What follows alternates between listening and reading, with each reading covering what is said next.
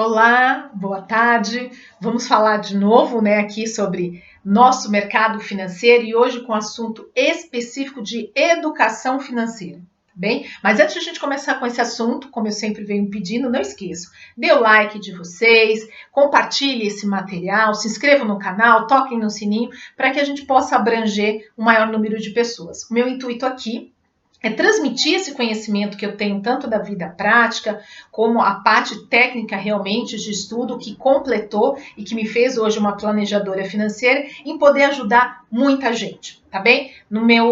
Abaixo do meu vídeo vai ter o meu e-mail, então sintam-se à vontade se quiserem fazer pergunta, o que vocês necessitarem, eu estou à disposição. Então, iniciando, o que é uma educação financeira? Por que eu estou falando desse assunto? Esses dias atrás eu assisti, na televisão, num programa, não é de casa, pela manhã, em que uma artista, ela colocava ali que ela estava tendo uma assessoria, mas ela dizia que ela tinha toda a educação financeira por esta corretora. Na realidade, não é uma educação financeira, é uma assessoria, que eles prestam junto ao investimento, e aí cada um tem o seu domínio, a sua particularidade e produtos específicos para ajudar o cliente. Mas a educação financeira é só para o investidor? Não, em hipótese alguma. Ela é para todos e principalmente para quem ainda não sabe trabalhar direito com essa parte. E com o seu financeiro efetivamente, com o valor que ganha, seja ele através de uma aposentadoria, seja através do pai, porque a educação, muito diferente que todo mundo imagina, ela tem que começar logo de criança. Os pais têm um pouquinho de dificuldade de como abordar isso com uma criança, mas ela tem que estar na vida da criança e do adolescente e do adulto o tempo inteiro, porque a pessoa que tem um bom conhecimento ou tem o como participar disso na sua vida, ela com certeza vai ter um êxito melhor, ela vai ter uma facilidade em trabalhar com dinheiro. Eu vou usar aqui algumas das minhas experiências de vida mesmo.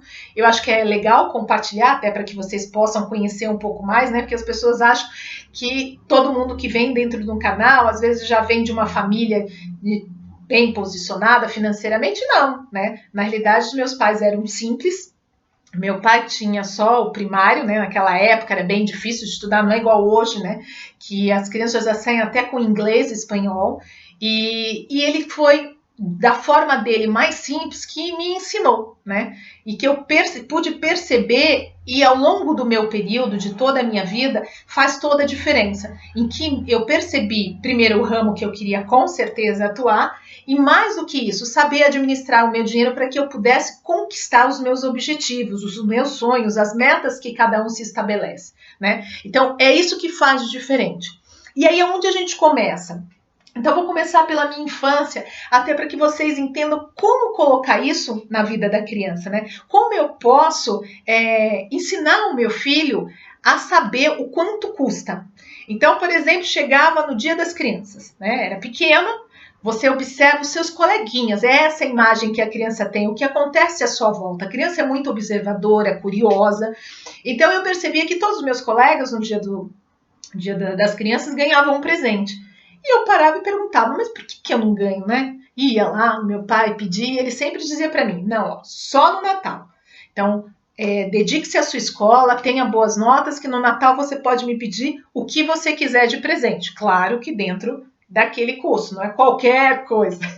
Era dentro de um determinado valor.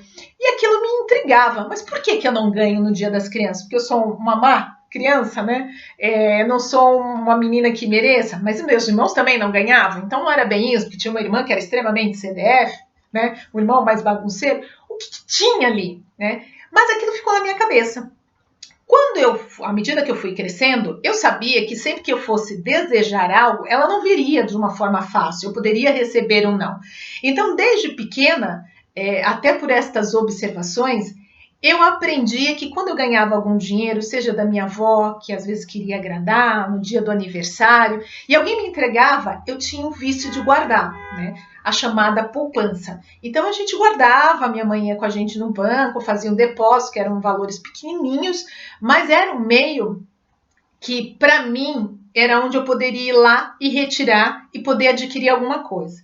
Eu me lembro hoje que quando tinha 15 anos, estava todo mundo no auge daquelas festas, Claro, a minha não ia existir. Foi uma festa de aniversário mais simples, mas ótima. Por quê? Porque era dentro da condição deles, era o que eles podiam proporcionar naquele momento. Eu não tinha essa consciência eu fui ter depois de madura, né? Quando eu comecei a ganhar o meu salário, que eu descobri o quanto era difícil, né, conseguir um determinado valor. E eu precisava juntar dinheiro porque eu queria ir numa festinha e queria comprar uma roupa, né?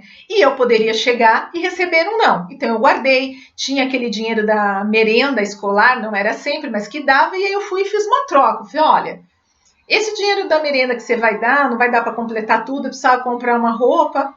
Então eu abro mão para que eu possa adquirir algo. Ok, sem problema, fui lá, pude comprar a roupa que eu desejava e aquilo ficou, né, como sempre. Então sempre que eu precisava de algo, eu tinha que guardar. Aos meus 15 anos eu saía da escola, ia para o meu trabalho, que eu comecei a trabalhar cedo e por vontade própria, né? Por quê? Porque eu queria ter as minhas coisas, eu não gostava de pedir, eu queria eu adquirir. E aí é onde a gente descobre, né, que para trabalhar o dia inteiro, o mês todo, nem sempre o salário é tão alto como a gente deseja. E a gente vai enquadrando. E aí eu fui administrando isso. Tinha um desejo grande, enorme de comprar minha casa e fui guardando também dinheiro para isso. É óbvio que tem algumas facilidades e cada um vão ter algumas facilidades e algumas dificuldades. Na minha época, para me formar, eu tive ajuda na instituição financeira que eu trabalhava. Então, eles pagavam a faculdade, né, depois da minha pós-graduação, o que, óbvio, sobrava mais salário. Ele podia ser menor comparado aos dias de hoje, mas ele me dava um ganho. Alguns colegas saíam gastando tudo. Eu não, eu sempre guardava porque eu tinha o intuito de comprar a minha casa. E aí, uma coisa que me ficou muito forte foi quando eu entrei no banco, já estava há uns 6 meses, um colega me procurou e me contou um pouquinho, né? Eu acho que ele estava observando como que eu era e ele me contou um pouco que ele estava extremamente endividado, que o salário já não dava, ele ajudava na casa dele, se eu podia ajudá-lo. E aí foi que eu comecei, pode-se dizer, a minha primeira educação financeira com alguém, né? Eu peguei o quanto esse colega ganhava, eu fiz uma planilha, é essencial, gente, até hoje eu utilizo, de planilha. Coloque o quanto você ganha, os extras, tudo. Quem não é assalariado, né? Tem que contar sempre com o que recebeu e não o que vai receber, porque você não recebeu ainda. E quem é assalariado tem um pouquinho mais de tranquilidade. O funcionário público está ainda com alguma vantagem, porque ele sabe que nunca vai perder o salário dele, né? O trabalho, então ele tem uma tranquilidade maior. E eu fiz isso. Eu coloquei do lado todas as despesas que ele tinha e do outro lado o ganho. Mas as despesas eu não coloquei só a escola, a água e a luz que ele pagava. Eu coloquei a comida que ele comia na rua, a condução, tudo que também pode ser considerado como supérfluo, porque eu precisava fazer ele reduzir para ele sair da dívida, né? Porque ele vinha pagando em cheque especial, como todo mundo sabe, não é o melhor caminho. E aí a gente fez uma conta. E aí fui mostrando para ele o que ele deveria cortar. E o que eu percebi? A parte mais difícil, né, é dizer um não. Então, por exemplo, para o investidor, ele está acostumado a ser chamado de mesquinha, de mão de vaca, né? E outros tantos nomes que as pessoas colocam nessas pessoas, que na realidade elas são pessoas que são mais conscientes com o gasto do dinheiro. Elas sabem o quanto custa para ganhar, né? E pro outro lado tem aquele que normalmente ele topa tudo, pediu para pagar a festinha de aniversário para amiga, comprar um presentinho, ele já tá lá voluntariamente pagando, e eu vejo isso com constância, sem que a gente observe às vezes que os nossos colegas podem estar com um problema e ele não poderia participar, né? O quanto é justo às vezes entrar nesses rateios, só que ele não sabia falar não. E aí foi uma situação que me chamou a atenção, que a gente estava economizando tudo, então ele passou a levar marmita, eu também nessa época levava marmita porque eu precisava guardar o dinheiro e o custo era muito mais barato. E aí nós começamos a conversar e veio o Dia das Mães. Ele não tinha condições de comprar um presente, mas, né, ele estava ainda com o cartão, porque naquela época usava-se cartão de débito e talão. Talão ele já não pegava mais, porque ele era muito impulsivo, né? Então, esta era a primeira dificuldade, a controlar a impulsividade, o saber não gastar, ter um autocontrole nesse sentido. Então, uma forma foi não ter talão, não tem talão, não vai gastar. Mas aí ele foi e utilizou o cartão para comprar o presente da mãe. E aí a gente conversou bastante sobre isso. Falei, olha, eu entendo que é um momento especial, mas você vai ter que explicar isso a ela. Porque é melhor ela abrir mão hoje de um presente ou dar uma simples lembrança, mas ela saber que o filho está com a vida organizada, que ele não vai precisar parar a faculdade, que o custo está sendo muito alto, né? E então você vai ter que dizer não, né? O próximo presente não vai ter. Se até o Natal você não tiver equilibrado as suas contas, você não vai poder dar presente para ninguém. Você vai ter que ser sincero e dizer, olha, desculpa, gente, eu estou nesse momento com uma dificuldade, né? E passado algum tempo, tive que cortar o cartão dele também, porque senão ele saía gastando. Ele ficou sem nada, então ele tinha que ir obrigatoriamente na boca do caixa. E ele sabia que aquele dinheiro que estava dentro da carteira era por custo específico. Então aquilo controlava para que ele não esbanjasse aquilo, porque ele tinha que contar com o salário do próximo mês. Isso se ele se mantivesse empregado, porque bancário não pode ter restrição no nome.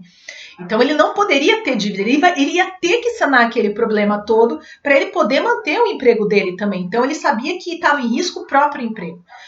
Passados 6 meses, a gente conseguiu equilibrar todas as contas. Eu me senti muito feliz que eu pude ajudar, né, este meu colega a crescer financeiramente, a entender aonde vinha o não, a traçar os objetivos que ele tinha para frente, adquirir um carro, terminar a faculdade dele, aprender às vezes uma língua, em busca do imóvel dele. E por outro lado, eu descobri a habilidade que eu tinha nesta parte, né? O quanto eu gostava, porque não existia o especialista de investimento ou analista, não existia nada, existia um gerente comum dentro de uma agência bancária. E quando você está iniciando a sua carreira, você não sabe muito bem para onde ir. Você tem noção, por exemplo, meu tio era forte em matemática, então eu era a melhor aluna de matemática. Iria ser muito mais fácil eu ir para a área financeira do que querer ir para uma área, por exemplo, de literatura, ser escritora. Jamais, né? Escrevia péssimo. E acho que até hoje não sou tão boa nisso. Mas em cálculo faço bem. Então, eu consegui ali mostrar para ele a vantagem de ter uma planilha e que eu faço uso até hoje disso, de ter um controle nesse sentido, entender que ele, como funcionário, ele poderia lá na frente ter ou não ter aquele salário. Então, a importância dele equilibrar tudo, porque se vir, infelizmente, um momento não tão bom como nós estamos passando agora na pandemia e que pegou muita gente desprevenido, quantas pessoas estão passando por dificuldade, né? E que ele não precisaria ser uma dessas pessoas. Então, ele começou a valorizar e a prestar atenção no ganho, né?